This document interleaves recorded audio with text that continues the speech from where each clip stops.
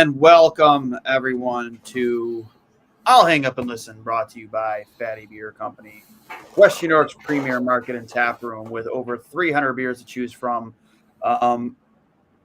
any of which might help you black out and forget what just took place tonight in Philadelphia.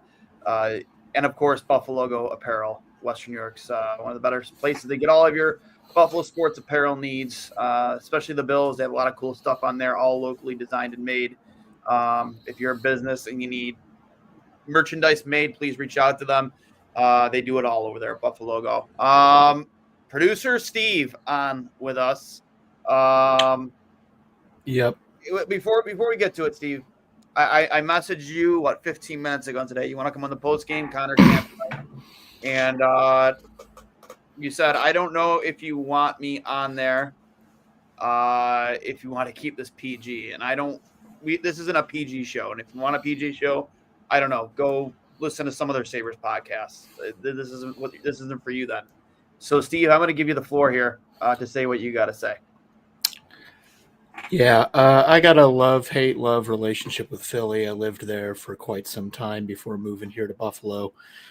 So I take losses to the Flyers probably more personally than I should. They're not a legitimate rival to us, but it doesn't matter. I take it personally. That was just fucking atrocious. That was just the same shit that we've seen too many nights, too many years in a row. Sloppy, slow start, undisciplined bullshit penalties, absolutely no D-zone awareness in any way, shape, or form. No team in the NHL that takes themselves seriously gives up a 2-on-0. No NHL team that takes themselves seriously shortens 2 of their 3 fucking power plays with more undisciplined penalties. This team played so fucking bad that your mom was offered the first overall draft pick by the Sabres in exchange for a squeezer, and she said no. This team is so fucking bad that your mom would prefer to go home with future considerations instead of one of the fucking roster players. This team is just so fucking inconsistent. And it's just been plaguing this fucking franchise for, almost 15 years now? We're working on the 14th straight season without fucking playoffs in a league where half the fucking teams make it? It's a fucking joke. And it's nights like this when you're playing incredibly beatable opponents, when you play down to their level and let them dictate their game unto you. That's not what good franchises do. You can consistently play your game no matter who the fuck your opponent is. We've seen them play well, and that's what makes nights like tonight so absolutely mind-bogglingly frustrating to sit through. It's just so, like, I'm just running out of energy to just feign enthusiasm, because I know that, like, after 2 to 3 great wins where they really, pull themselves together after facing some adversity and eke out the win, they're just going to lay a fucking egg against a team like Montreal, against a team like Columbus, against a team like Pittsburgh, against a team like Philly. They have Matvei Michkov and Travis Konechny. That's their whole fucking team. You can fucking beat that team. Any fucking team in this league can beat that team. I don't give a fraction of a fuck what your excuse is. No Tage Thompson, no UPL, no Jordan Greenway. Every team has injured players. Get the fuck over it.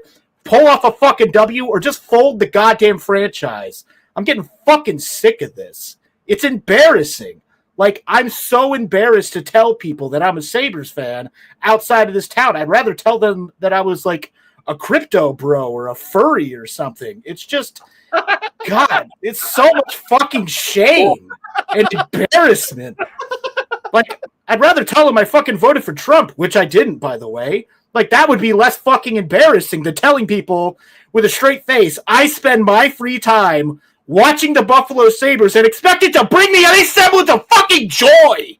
What the fuck? What is wrong with us? Why do we keep doing this? Rather be a bird. What the fuck? Jesus Christ on a cross. Just try. Oh my For God. fuck's sake, another 5-2 loss to a fucking mediocre team. How many times have we lost 5-2 in the last 5 years? It's fucking atrocious. Yeah. Give your fucking balls a tug. All the way until they reach your fucking asshole, and then tug them a little harder till they go in. Jesus Christ.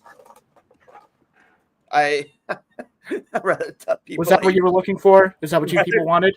I'd rather tell people I used to be a bird. To touch on this point, they look a lot like last year's Sabres team tonight. The slow start gave up not an early lead. I mean, it's more like halfway into the first, but still. That first goal, Levi makes the first save, and he's got 3 Flyers on top of him. I think Dahlin was the only guy there, and he's looking down at his feet trying to find the puck. Yep. My opinion, this is just me as a goalie. I want my defenseman just cleaning house in there. Get the guy, you know what I mean? Like, that's just me. At least knock one. Yeah, at least knock one fucking guy over. I know. I don't expect him to take all 3 of them down to the ice with one swipe. But again, take somebody out of the equation, for fuck's sake. And then the second goal, again, good. I mean, sloppy play in the D zone by Buffalo. Good puck movement from the Flyers. It goes over to was it Sanheim? One timer, 1T from the top of the faceoff circle. Paterka is. And he's the only guy really on that side of the ice. They weren't shorthanded. They were killing a penalty there, right? Nope. That was just good 5-on-5 hockey from the Flyers. And that's his man. Like, that man at the point is Paterka's man, and he's 10 feet away from him. Like, step up. How many Sabres shots did we see get blocked tonight? Like, get in that lane, dude. Get in that lane. Again, say what you want. Like, as a goalie, I'm not going to put that on my goalie. I mean, out of the 4 goals he let in, maybe that's the one I'd like back, but it still wouldn't have been good enough for you to win a hockey game tonight. But at the end of the day, just like sloppy D zone play. Dahlin could have had the puck with with a simple out up the boards and out, but flubs that, and it just sloppy. No attention to detail in hockey tonight. And you got dominated, again, to your point, by a team that you should beat, that you should absolutely beat. I believe the record was we were 8-1 coming in. I think they're 8-7-2 or 7-8-2. Regardless, very similar numbers. Maybe not a team in your division, not against a team in your division, but they're in the fucking conference. They're a team you're probably competing with for a wild card spot. And you can't afford to lose games like these. You just can't. And an opportunity to be above 500, like legitimately above 500 again this season, that you blow against a team you should beat, and it's just mind-blowing. It's mind-blowing how you don't show up to this game tonight. And even Darlene said, like we see a lot of criticism, Darlene, in the peanut gallery. Rightfully so, man. It's your fucking captain. Like, scoring a goal doesn't make up for the lack of mistakes in the defensive zone. The amount of penalties he took tonight, like, it's just straight stupidity from that Rasmus Dahlin tonight. Yeah, 2 out of 3 power play attempts that we had were shortened directly because of Rasmus Dahlin doing something stupid. And yeah, at the end of the day, I'm not going to blame Levi for that third goal. That straight up did the elevator pitch from backyard baseball on him. Yeah. No one on planet fucking Earth is stopping that puck. Listen. Not a soul alive. I chose not at first. I chose not to go on to Twitter to view what was going to be said about that third goal, because I'm like, there's no way he saw that. It was literally tipped. No one in the world did. And I'm like, if you see like the behind the net look, Levi is looking for the puck. He can't find it. He's got, I want to say it might have been Byram in front. It might have been Byram or Clifton. I don't know. But he's got his man tied up. But he's also like, Levi can't see it. The first time he sees that puck is when it's at his feet. When it's literally at his feet. That's the first moment he saw the puck. So how are you going to put that on your goaltender? And then I finally go on there. I'm like, oh, Levi down to Rochester. Levi's pads are going to look sick and enamored. Like, how are you blaming your goalie for this tonight? Like, how is that thought even, like, at watching the team play tonight? Oh, yeah, Devin Levi needs to be in Rochester. Shut the fuck up. Regardless if maybe he should be in Rochester or not, the fact that you're going to put this game on Devin Levi when almost no other player came to play at all. Yeah, like, you didn't watch the game. You didn't watch the game. You just don't. It'd be way easier for you to say you just don't know puck. And I eventually got to the point where I'm just going to copy paste this reply because it's getting boring. Yes, he lets in goals. Every single goalie in the National Hockey League does. He also gives you quality saves if you actually take the time to watch. There are 5 other players on the ice that can help keep pucks out of their net. Hockey is a team sport. They didn't play like a fucking hockey team tonight. They did the humping a fucking football thing. The classic little fucking miracle bit. But at least if you hump a football, you might get something out of it after enough time and effort. That was just, I don't even know what the fuck that was. That was just atrocious. Yeah. God, that was just so fucking mid. Not even mid, man. I wouldn't even say mid. That's the trailer with a Lamborghini parked to the side of it. Like, and who's the Lamborghini in this situation? The scoreboard? The roof? No. It's fucking ridiculous. But, I mean, there were some people who looked okay. I like seeing Benson be scrappy. Like, he literally never stops moving. Kulik didn't look half bad, coming up and down, up and down, up and down. I mean, he was doing fine in Rochester, didn't miss a beat with the boys. So, he stepped in. But I think ultimately that Zucker, Kulik, Krebs thing, that's not the third line. And I don't know. Something's got to give. Every other comment here is, what the fuck do we do with Jack Quinn? Like, seriously, there was a play in that first period where he had the puck on his stick, time and space, right down the middle slot, and he forces a pass to Dylan Cousins off to the right that just is not there. What happened to this kid? A year and a half ago, 6 months ago, he would have just ripped that shot with zero fucking hesitation when he has that much time and space right in the fucking center of the ice. Like, what the hell happened to this kid? Who, like, did Jeff Skinner fuck his mom too? Jesus Christ. My God, like, what the fuck happened to this kid?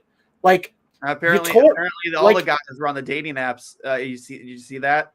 Yeah, like, JJ and I mean, you're JJ almost can been on get, dating yeah, apps a little too late last night. good Lord. If But I'm Lindy Ruff, their first night on this West Coast trip, you're telling them there's a 10 p.m. curfew. You're not allowed to go out, and you have to earn that right on this trip. Sorry, like that's the way I'm acting as a head coach, personally. yeah, this is the you don't get to go to Coldplay when you're in California. No, Yeah. you're not going to the hotel pool. No, the only reason What you're team was skipping that? 10 p.m. curfew, that was I think that was Nashville, right? Yeah. They Yes. wanted to go see Coldplay at the Sphere in Vegas, and Trotz was just like, Yeah. "Fuck you! No, you're playing like shit. You don't get to go see Coldplay." Yeah. And that was the wake up call that barely got them into the playoffs. Not Where be they able to got see Coldplay. not imagine that being the carrot that you're after, and the stick being, "No, you don't get to see Coldplay." Now, if it was you don't get, Coldplay. now if they said you can't go see Creed, like that's fighting. I'm gonna skate through a wall if they tell me. Duane's tarps off in the parking lot. What the fuck are you doing, bro? I got VIP passes. I've been looking forward to this for fucking 6 months, bro. It's the only reason I'm not injured right now. Randy Marsh. Right. No. Yeah. Tate and Tage. Again, I understand that like injuries are gonna happen, and we've been over this time and time and time again. We're beating it like a dead horse, but injuries are gonna happen on every single hockey team. But good hockey teams find ways to overcome them. They found a way to overcome it against St. Louis. Again, a team that you should be able to beat, and you did. Granted, a lot of the calls weren't going your way in that game, but this game, even more so, you needed to win. Would have put you third in the Atlantic. You put you in a wild card spot or close to it. I'm not sure exactly, but again, in a wide open Eastern Conference, a wide open Atlantic Division, and you keep blowing opportunity because these are the games you need to win. You need to beat the teams you should beat to make up for the games that you might lose against teams that you were expected to lose to. And it's just but you win the games a lot of the time. They're 4-8 they're 4-8 against Eastern Conference teams, and that's inexcusable. You can't lose that often to teams in your conference and expect to be a playoff team. Yeah, it's just more of the same. They're choking when they shouldn't be choking, and they're unexpectedly dominating against the teams that you kind of mentally write off in your head. It's like, yeah, that's probably going to be a loss. Like, we had no business winning against Dallas. We might not have even had any business winning against the Rangers. Like, we it's just such a mind-boggling team. You truly, and I think it was Lance who said it earlier. You just never know what team you're going to get any given night when you turn on your television to watch this team perform. It could be one of those games where you're like, God, I'm so glad I took 3 hours of my life to watch that. Yeah. Or it's nights like tonight where I'm like, I really just got to sit here and tweet about anything that happens in this third period, knowing that the game's been over since minute 35. Like, come on. Knowing full well, it's like, oh, I turned to my girlfriend on the couch because she loves Gritty, so she likes the Flyers. So she was talking shit in my ear all night. And I was like, no, this is what's going to happen. They're going to pull their goalie. They're going to get one more goal. Yep. They're going to get that glimmer of hope. And then, Konechny or Michkov's going to get an empty netter. They're going to lose 5-2. They lose every game 5-2. So that way, it looks like a somewhat respectable score because at least you got 2. At least you didn't completely shit the bed. But if anyone was actually watching the game, they would know that was just, a disaster. And that's exactly what happened. She was like, wow, that was scary how accurate that was. I'm like, yeah, no, I've seen it happen about 50 times in the last 4 years or so. Love the comment here from Danimal Cracker. Don't worry, guys. Kevin Adams is working the phones. He's been working the phones what now for 2 or 3 weeks? Okay. Yeah, last time he was working the phones in the fall, we got Eric fucking Robinson, who was useless for us. Now that he's playing for a real club with an actual system in place, is a fucking 9 points in 15 games player somehow. Ridiculous. But apparently maybe he's making a phone call to Columbus to get David Jiricek, which admittedly it'd be nice to have a young, talented right-handed defenseman in the crew.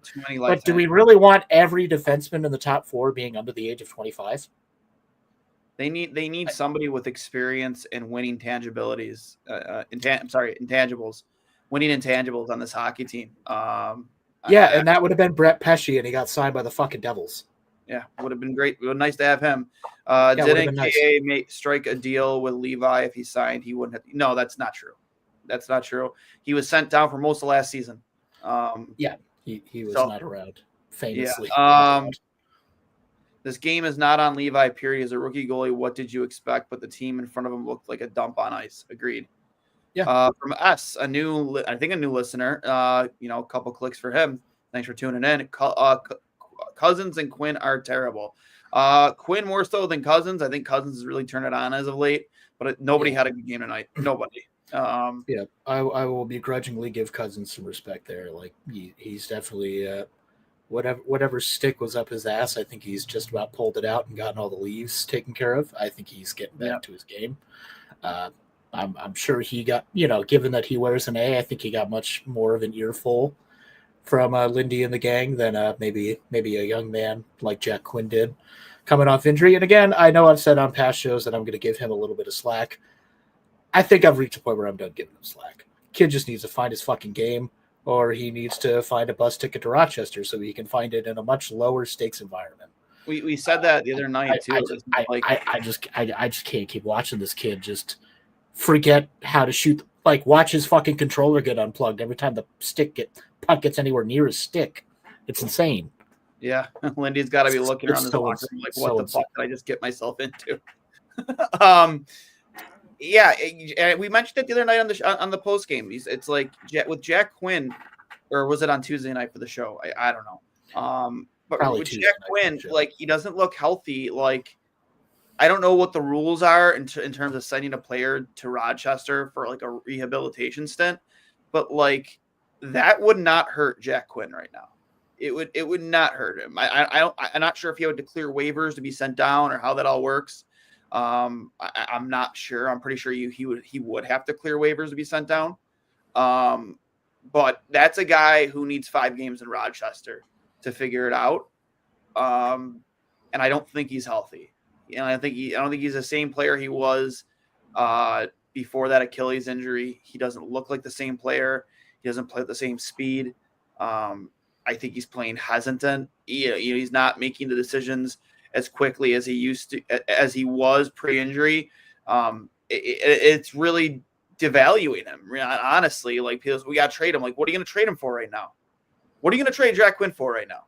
Like, he's playing the worst hockey of his life, probably right now. Probably since he was in like house league. Like, he is not looked good at all. Like, I can't look at a single game this season and say Jack Quinn looked good that night. No, he hasn't looked good. So for me, I think he needs 5 games, like one of those rehabilitation stints in Rochester, to get some swagger back, to confidence, score a couple goals, help him win a few games. Like that's what I think he needs, personally. If it's not a health thing, I don't know with him anymore, man. I don't know what the answer is. You can't put him on the top line because then he hurts the top line. Yeah, no, I mean, you definitely can't reward bad behavior, but obviously putting him anywhere lower is just going to, exacerbate the issue. And I think if, gun to your head, somebody's forcing you to move him today, I don't know, man. Like, maybe you're getting like a 3rd, 4th liner off the current Penguins roster. Like, he's playing rough. And all respect to the world to Sidney Crosby, but so are the fucking Penguins. Good Lord. That is just, I mean, we knew they were going to regress, but good Lord, that is a rough state of affairs. I love his determination to try to be one of those players who stays with the same franchise his entire career. But if they trigger a Chicago Blackhawks-esque fire sale this summer, I still think even at age 38, he's still probably bringing your club 3 first-round picks. Zero fucking hesitation. Making sub $10 million for 2 more years? Yeah, without a doubt. But I don't know, man. I mean, I don't want to hear about Kevin being on the phones, until that phone call leads to a human being coming here who has the capacity to play hockey. I would have to look into whether or not Quinn's waivers eligible or not. I feel like he's played enough NHL games that he must be at this point. But I don't know. Fake an injury for 2 weeks and then send him down because whether it's the press box or an actual injury, you need to get this kid off the ice. Like he's clearly not in the right headspace. He's not in the right physical condition. And yeah, something's got to give. He's got to go. Honestly, I'm not really loving anything about Abe Kubel. He doesn't really contribute much of anything on that fourth line. Does nothing for me. Nothing to warrant a roster spot right now. Yeah, Lafferty and Malenstein, they can throw a few hits. They can make a few passes. They got speed.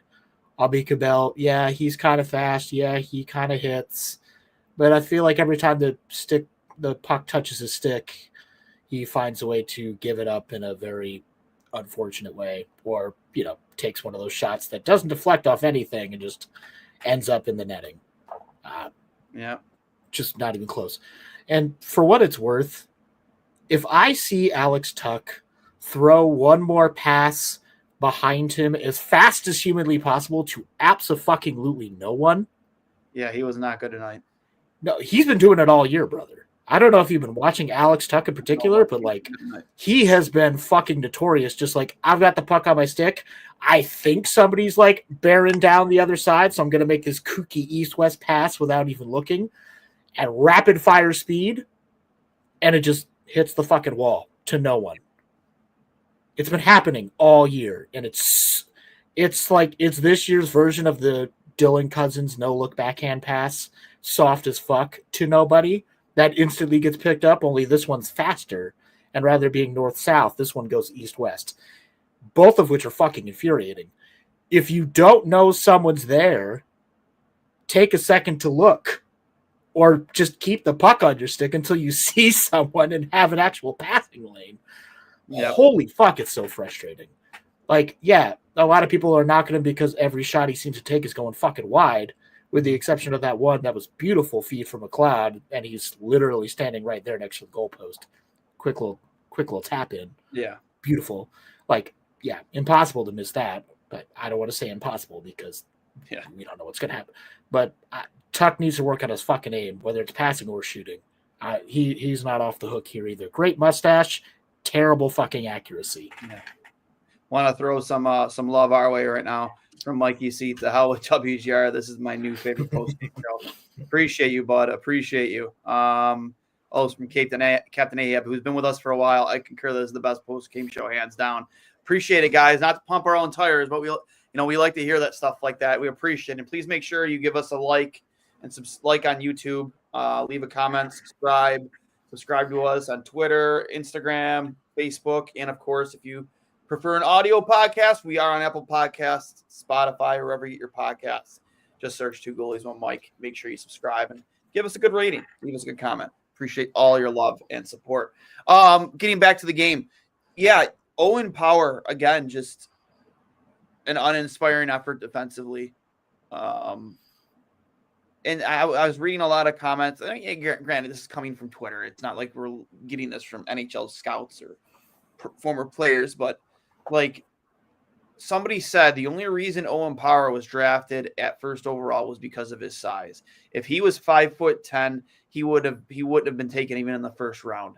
He goes, I don't know if I agree with that, but I can also see where it's coming from, because when that scrum happened in Buffalo's corner behind the net and Owen Power got involved, I was like, oh my God, yeah, Power engaged somebody.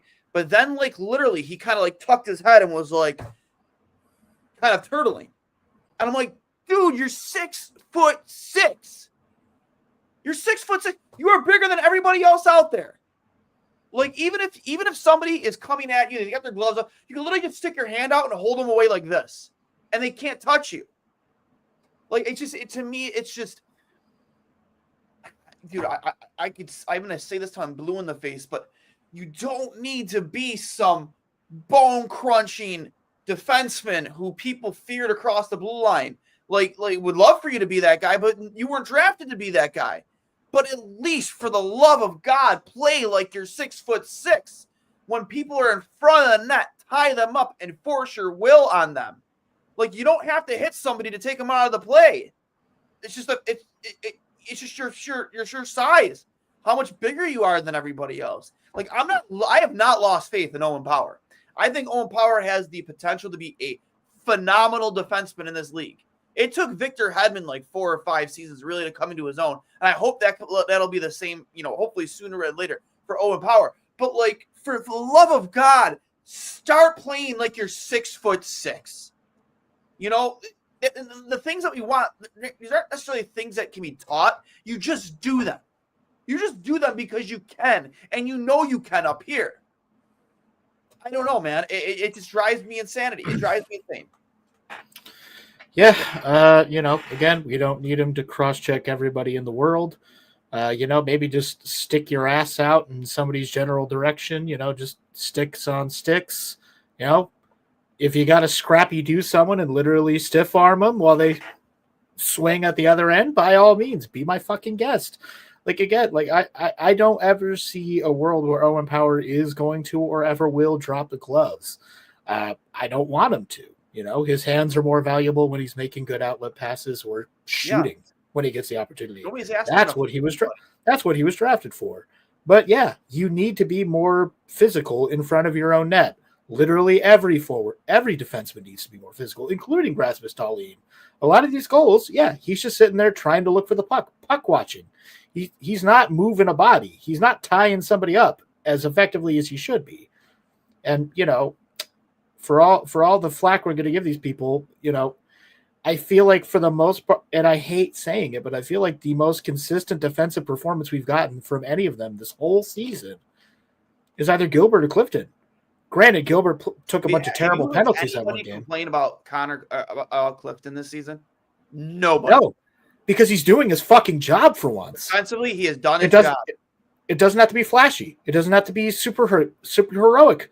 Just do your fucking job. He's doing his fucking job. He's getting involved with somebody. He's not taking a stupid penalty, checking somebody in the back of the head or, slew footing anybody, doing anything nasty or dirty. It's not all about grit and he's just getting the work done. He's blocking shots.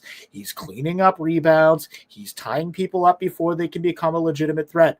He's not the second defenseman going behind the net when one defenseman's already there to open a perfectly open passing lane to anybody who wants to stand in front of the cage. That is something else I saw like 5 times tonight. One defenseman goes back. The other defenseman immediately joins him back there. It's almost impossible to score from behind the net, but if they can get a pass out front, that guy's going to have open fucking season. You don't both need to go back there. Another forward can pinch down to provide support. You need to find whoever's about to drive to the front of the net because if they're a team that has a pulse, they will. Like, fucking figure it out. Like, again, I don't claim to be a lifelong hockey player. I played through, like, early adolescence. And these are still fundamentals that I'm acutely fucking aware of because I was taught in the few years that I played. It's common fucking sense at this point. You don't even need to have played. You just need to have watched the game with any level of just intent. Like watch it and don't like watch it with your phone here the whole time. Like really engage with the play and you see it pretty easily. Like just if you got body on body, they're going to have a really hard time shooting through you. It's really not as complicated as the Sabres make it look, but goddamn, they make it look like any positive defensive play is a Herculean feat. Yeah. God, I'm getting upset all over again. I'm gonna pop a fucking blood vessel. Yeah. I don't want to be sitting here complaining about this hockey team on a Saturday night, But hey, there's so many more things we can be doing. 37 years old. I'm not 27 anymore where I'm out doing stuff. I prefer to be indoors, sitting back, watching my hockey team win a game. But it hasn't been like that for 13 years. Yeah. 13 years. It's been 13 years of this. The fuck, man? Here's the thing. Here's the thing, Steve. This team is different. This team is different from the teams we've seen in the past because they don't give up on themselves. They do play hard. I would say this is like the first game we've seen where it's like, yeah, they fucking stuck from start to finish. And it looked like until the final 5, 6, 7 minutes of that third period, we were like, they didn't show up. Like, I'm not even counting the first 2 games in Prague because I think there's a lot of outside factors in that led to the result. But like, this is realistically the first time where I'm like looking at this team and just like fuck, man, like there's no hope. Like, I do think they're going to win a lot of hockey games this season, and we are going to be playing meaningful games late into the season. But like, in a league where half the teams make the fucking playoffs, if you expect to be a playoff team, you can't lose that game tonight. And we've said it until we've been blue in the face on this show over and over and over again. You can't go an off season on a team that has, again, I understand the 13-year playoff drought, all of those years are not on these players, but they still have to own it. They still carry it with them. Just like all of those Bills players on the Bills, when they finally broke the drought, they carried that 17-year drought with them too. It's just a fact. It's just the way it goes. It's just the way it goes. You're going to have to wear it until you get over that hump and you make the playoffs. It's just the way it is. So I don't want to hear that, oh, these guys are like, no, they wear it though. They wear it. They need to understand how fucking miserable we all are because of this playoff drought. And it's literally almost, it feels worse than the Bills drought. Because at least the Bills, like, they spent money. They went and made deals. And they did their best. They tried to make the playoffs. They came close a couple times making the playoffs. You were in the hunt. Like, how many years out of this 13 seasons were we not even out of it? Literally out of it by New Year's. You know what I mean? Like just no hope. I'm so sick of it, Steve. I'm so sick of it. And you lose games like this against teams like this who you need to beat to make up for the games you might be expected to lose. I'm sorry, playoff teams don't lose these games tonight. And Tage Thompson is not an excuse. He's just not. This is why, Kevin, you're on the phones, right? Kevin, you're a less active GM, according to Elliot Friedman. You need to make a fucking deal, man. I'm sorry if you value these prospects that you have, Isaac Rosine, Noah Ostlund, Consta Helenius, Ryan Johnson, but they all can't play for your fucking team. So it's time to utilize them in some other way to get a talented player on this team that will agree to come here. Maybe a guy who, again, there are guys out there who don't have no movement clauses. There are. So you have to go find those guys. You have to overpay probably for those guys, or you know what I mean, or on a guy with term left on his. I don't know what it's going to take. A guy with a year left on his deal, maybe you got to take that chance. Maybe you got to roll the dice on a guy with maybe only 1 year left on his deal, who might not have a no movement clause. Maybe you're lucky enough not to be on their no movement clause, and trade for him, just in hopes that he gets you over the hump. They can see what this team and what this fan base is like, what this city is like when this team gets to the playoffs.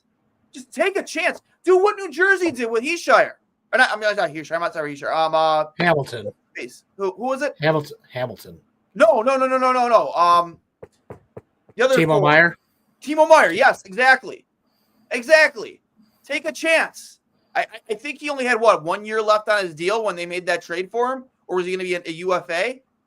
I think he pretty much only had the 1 year left. Sometimes you just got to do that, man. You have the.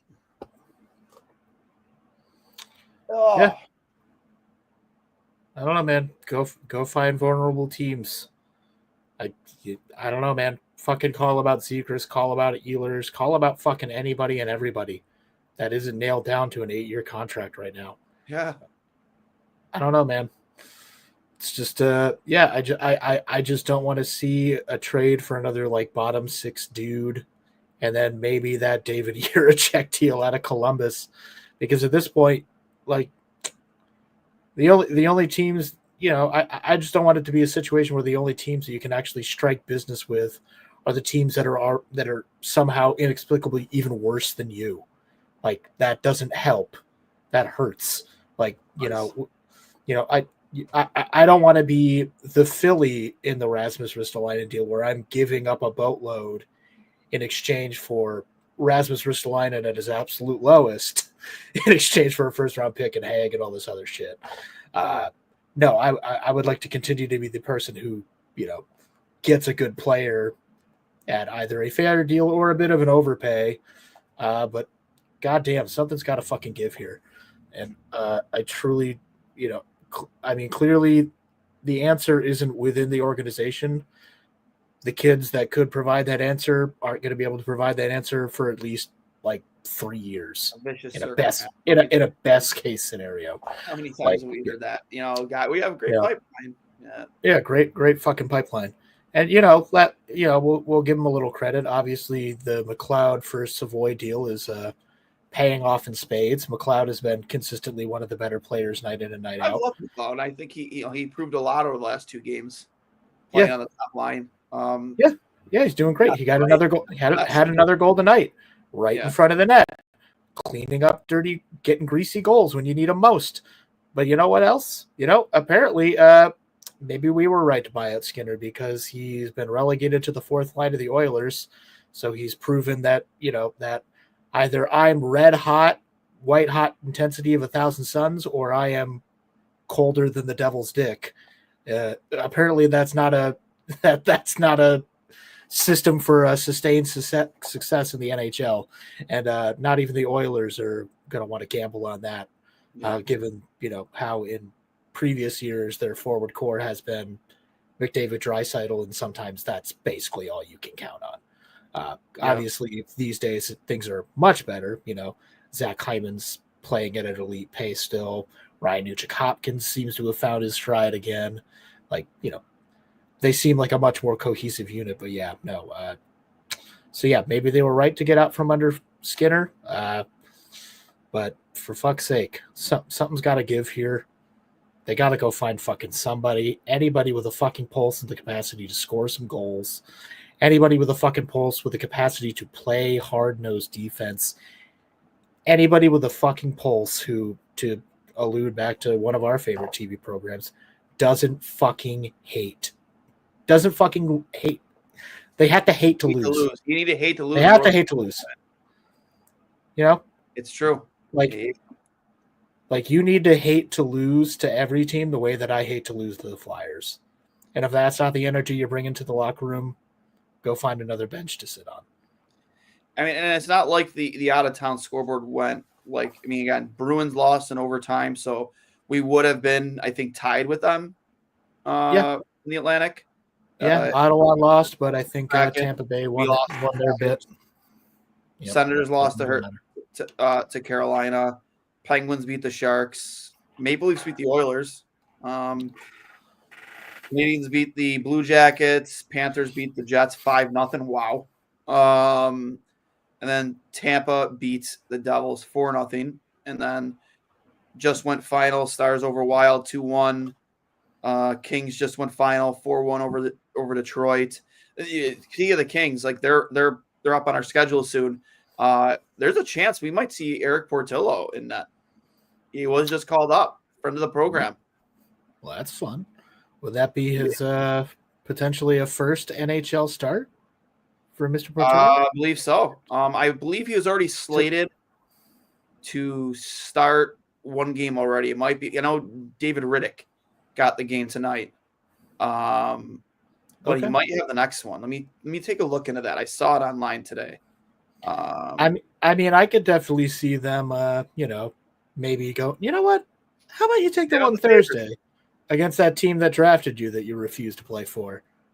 I mean, at the end of the day, we know why. I think Eric saw the writing on the wall that, I'm going to be fighting with this little 6 foot tall maniac who's, winning Hobie Bakers and shit.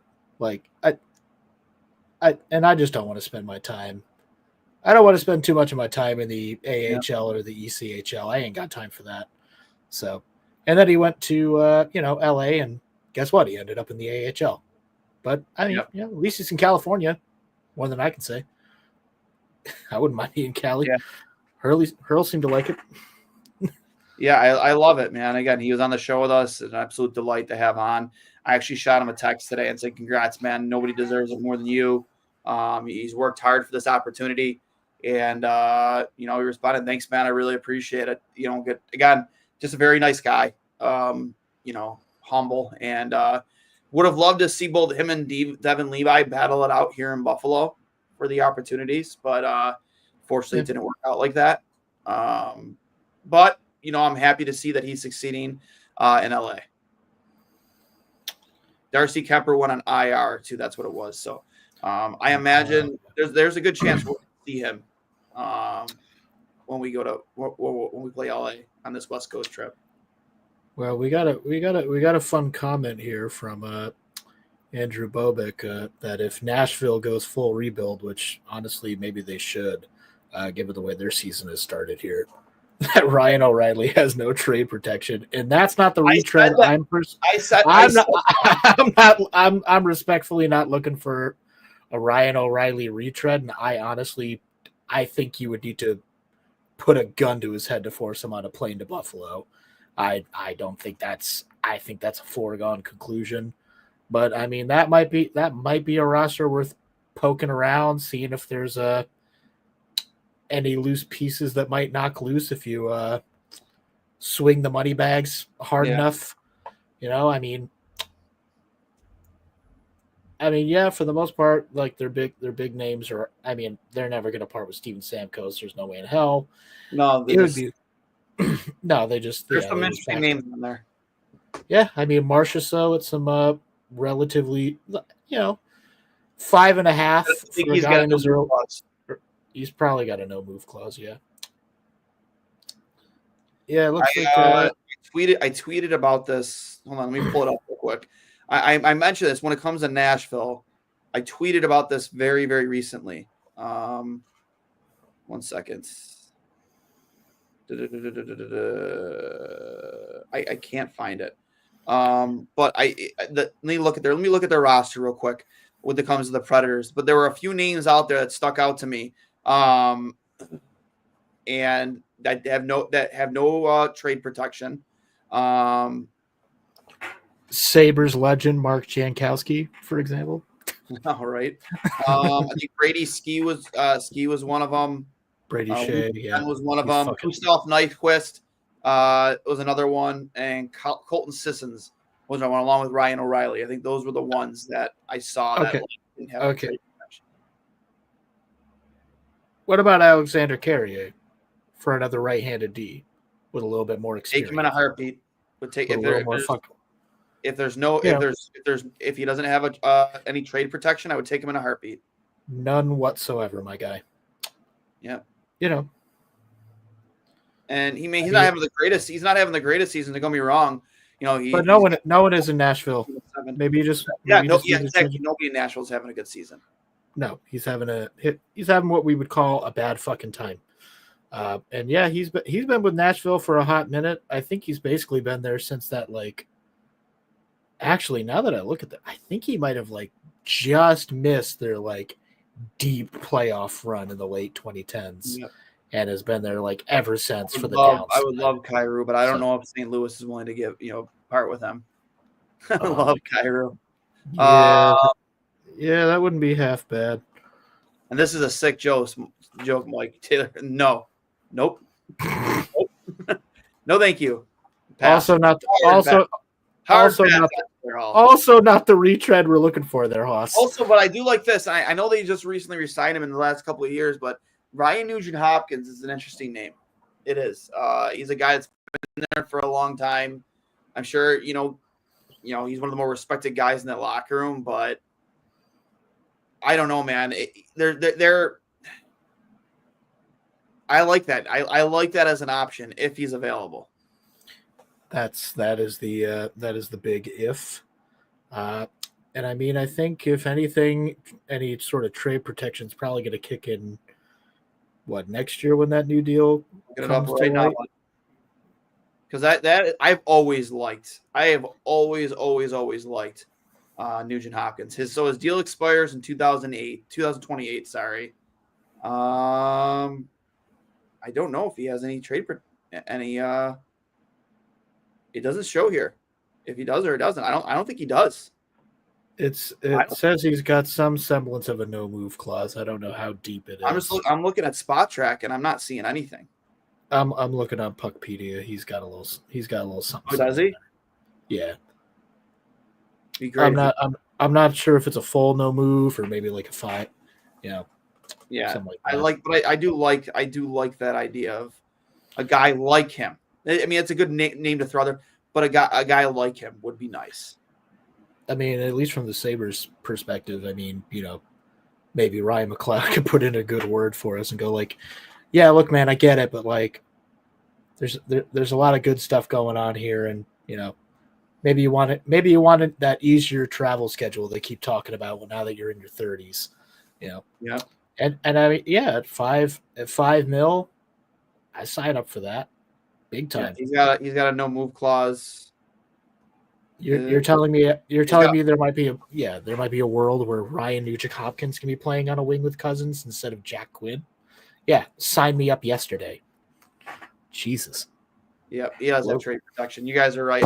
I was looking on Spot Track and I didn't see anything. It wasn't labeled. I was like, does he not have it? Because yours there's like a little logo that has like a picture of a lock or something along those lines. Unfortunately, Cap Friendly was, for whatever reason, bought by the Capitals and done away with, which is always the good too. Well, we got a Hunter one here. Would we risk giving up Quinn for Ryan Nugent-Hopkins or a guy like him? Very worried. Yeah, I think I would. I think I would give up. I would give up Jack Quinn for a respected 30 to 32-year-old player right now that could help get this team over the hump. I would. It just a guy that has gas left in the tank who maybe is in his prime right now. You add some juice to that deal with a pick or a prospect for a team that's looking to rebuild. I would do that in a heartbeat. For a team out west where Jack Quinn is going to come and bite you back in the ass at some other point, like I would absolutely do that in a heartbeat. Just a guy like in his late 20s, like 28, 29, 30, 31, 30, somewhere in that age range, that's going to help you get over the hump. That's a certified winner, that has those intangibles in the locker room and on the ice that are going to help you get over the hump. I would do that in a heartbeat. Yeah. I mean, this is that time where, both him and Petricka are up this year, as we obviously know. And I think even if you took the injuries out of the equation, I think it's very clear that if you're going to pay one and potentially move on from the other, JJ stays 11 out of 10 times. He's just, again, even before the injuries, he's just so much of a better all-around player than Jack Quinn is, and probably potentially may ever be. He's just got that. He truly just never runs out of energy. He's always making a smart play. Aside from sometimes shooting him in the shins, when he's just trying to get a puck to the net, maybe I can't say I've ever truly ever had a complaint about JJ Petricka's game. Sometimes he just takes a shot when it isn't there, but every forward's going to do that if you want them to be shooting at 10, 15% at some absurd clip. You're gonna take a few shots into some shin pads. But, for all the shots that don't go into shin pads, they're usually finding twine or hitting a post, or he's making a beautiful pass to somebody who gets the opportunity to bury it. If the right deal were on the table for the right guy and what they really wanted was, a rehab project like Quinn, if they've got that kind of time in their day to work on something like that, yeah, absolutely I would. We gotta, How do you feel about Dahlin's performance so far as a captain?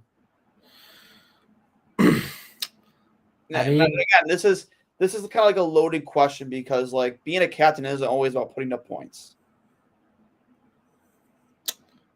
I mean, I'm obviously not a fan that he specifically has taken a few undisciplined penalties like the ones tonight where, a pretty clear interference, a pretty clear hook there, or that Monday night game or a Monday afternoon game with the elbow there on, what was it, Evans or something? just because you're losing to the Canadians, that just give you a right to elbow somebody in the face. That's not exactly leading by example, I would say. But clearly, uh, I think ultimately that kind of aggression, that kind of anger comes from what we like, that hatred of losing. Everything you ever hear about this guy is that he's just so unbelievably competitive and so fucking hard on himself, and his goal any given night is to try to be the absolute best player on the ice. And clearly they've always talked about how he's not much of a big talker. Apparently he's a lot more vocal in the room now that he's got a letter on his chest. He's not walking away from the press after shitty nights like this. He might be just giving them non-answer lip service. Like, that can't happen again was tonight's quote. It's like, okay, but it will, as it has. Mm-hmm. And apparently, because it's Groundhog's Day, as you love to say, that time is a flat circle when it comes to the Buffalo Sabres. What's happening now is going to happen again and again and again and again forever. But at the end of the day, it's, I think, you eventually have to learn to be a leader. And, for all of the time that he spent in the league, because he did just jump right in at the age of 18, he is still a relatively young man. There's still much to learn. I hope Lindy Ruff, teaches him maybe the hard way that you don't get to throw a hissy fit out on the ice just because shit's not going your way. You have to be fucking composed. You have to, and you have to play like it matters every single night, like it does, because it does. And you have to make sure that every other person that's lacing up knows that that's the new reality. Every single night, you're putting it all out there, and if you're not willing to put it all out there, then park it on the pine, because we do not have time for that. Some post-game comments from Rasmus Dahlin. Right from the start, they started with momentum. We didn't stop it. We didn't play hard enough in the first few minutes. Again, we talked about things being very reminiscent of last season. Dahlin says they can't take penalties early in the game. Also from Dahlin, says they need to look forward. This can't happen again. Jason Zucker, I don't think we started well. You got to try and get momentum back when you can. That PK did that, but you have to stay out of the box. Zucker said they have to figure out the penalty issue. Says they are taking too many. They need to figure it out quick. Agreed. From Devin Levi, I just felt like today when you get down a few goals, the most important part is mental. Trying to keep it a 4-goal game, not become a 6 or even 7-goal game. Levi says you got to try. You got to try to play the game as if it's 0-0. Says it's tough to do, but you have to try and stay with the process and try to crawl back in the game. And Devin Levi says he appreciates Lindy keeping him in the third period. Says he wants to finish games and gives him a chance to experience what it takes to crawl back. Lindy says that when you start a game and take 2 penalties, you haven't learned enough about playing on the road. That's a way to have a disastrous first period. Lindy says maybe they need more accountability about taking these penalties. Says Flyers were better with these small details than they were. Also from Lindy says these eased into the game. Says it is frustrating because they've talked a lot about that, like not easing into games, getting there right from the start. And by easing, does he mean taking 55 minutes to get into a game? Hey, man. It was 50. Okay. 50, all right, 50 minutes. 50 minutes. But yeah, when he talks about taking accountability for taking penalties, I tend to agree. Like there needs to be, and that has to come from your captain. You might have to make an example of him. I mean, yeah, that could also come from your coach. If somebody and again, I mean, that was those were my post-game presser comments from Monday night. Bag skates till Thursday. Bench anybody and everybody who takes a undisciplined penalty, including captains. Yeah. Make them cry during the video review of the game, because I just wanted to just, so if you were thinking in this moment, what were you thinking? Yeah. Oh, I wasn't thinking at all. Well, see, that's a fucking problem. You didn't use your fucking head. And that's why you got beat by Brendan Gallagher or some other fucking scrub. Mm-hmm. That's why Zamula got his first fucking goal of the year on you instead of some other terrible team. Mm-hmm. Like, for fuck's sake. Yeah, I mean, I think at this point we're talking in circles a little bit. Yep. We gotta. Any final thoughts? Bob, for officially an hour now. Final thoughts. I agree that can't happen again, but unlike them, I actually fucking mean it. That can't happen again, or I am going to have to start for my own mental health, spending my evenings doing something a little bit less soul crushing, because nights like that make me want to break out the cheese grater, boys. If you, if you remember some remarks from a couple of weeks ago, yeah. Your comment that was fantastic. Again, you got to put this one in the rear view and just look ahead. You have a big what? You need to come out. How many games is this West Coast trip? Is it 4 games? I believe it's only I believe it's only 3 against the Cali teams. Pull the schedule real quick. Yeah, I think it's just pretty sure it's just San Jose, Anaheim, and the Kings. Not in that order, of course, but and the Kings just won their 10th game of the season tonight too.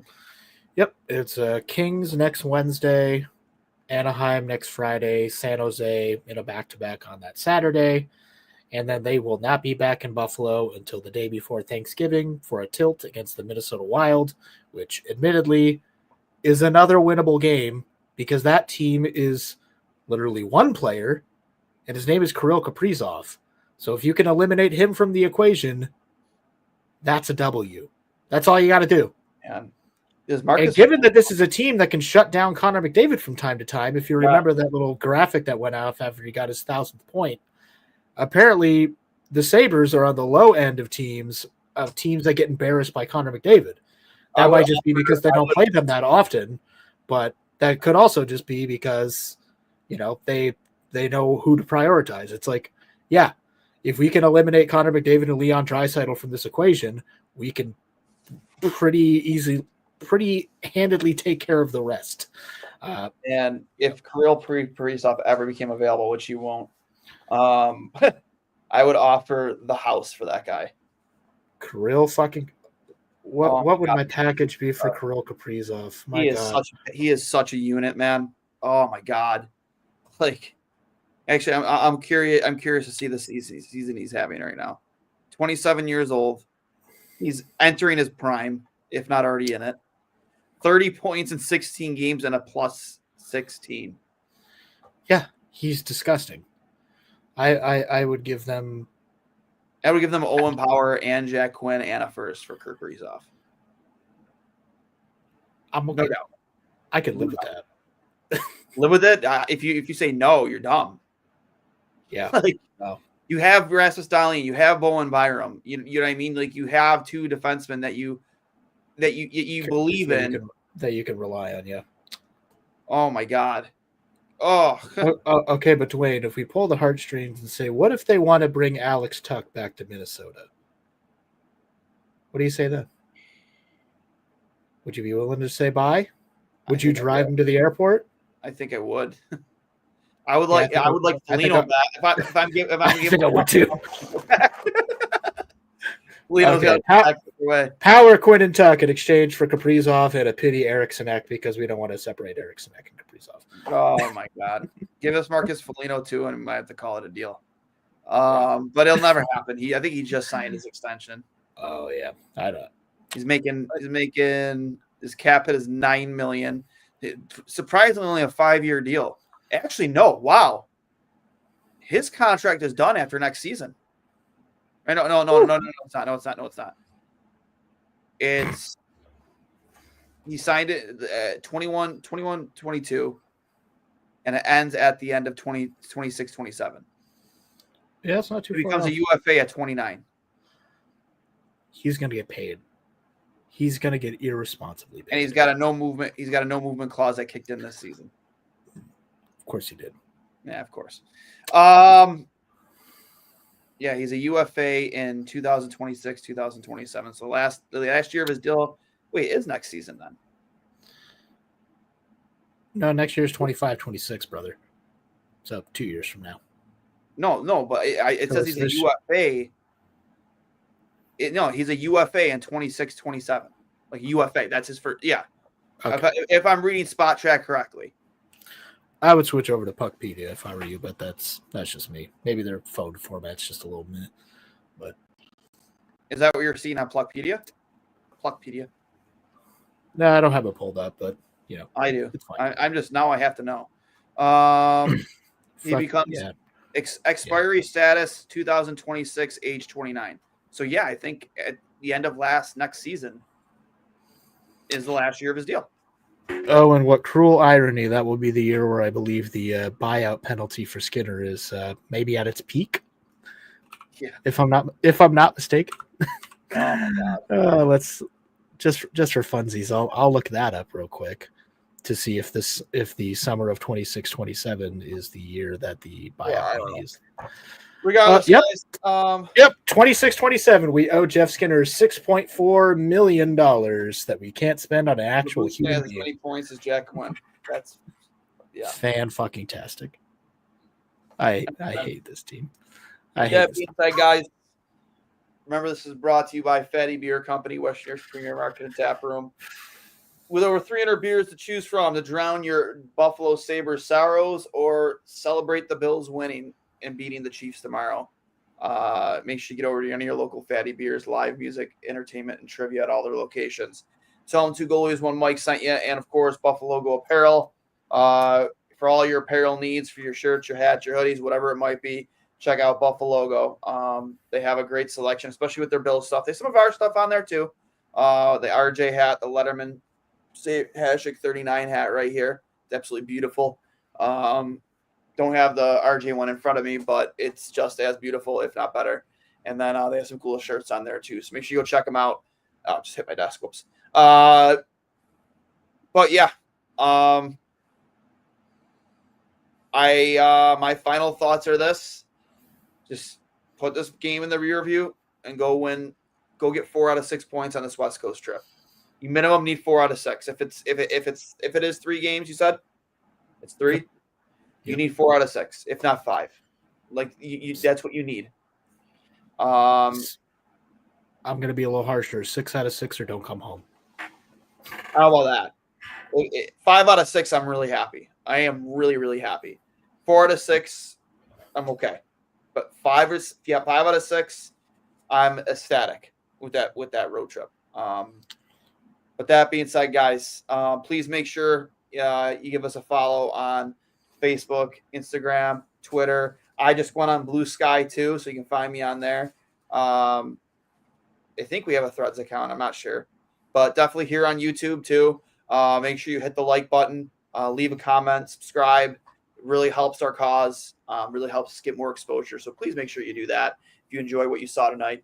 And find us on Apple Podcasts, Spotify, or wherever else you get your podcasts. I am Duane, for Hurls, who's not here, and of course, producer Steve. Thanks for hopping on. This has been another edition of I'll Hang Up and Listen. Buffalo Sabres lose 5-2 to the Philadelphia Flyers.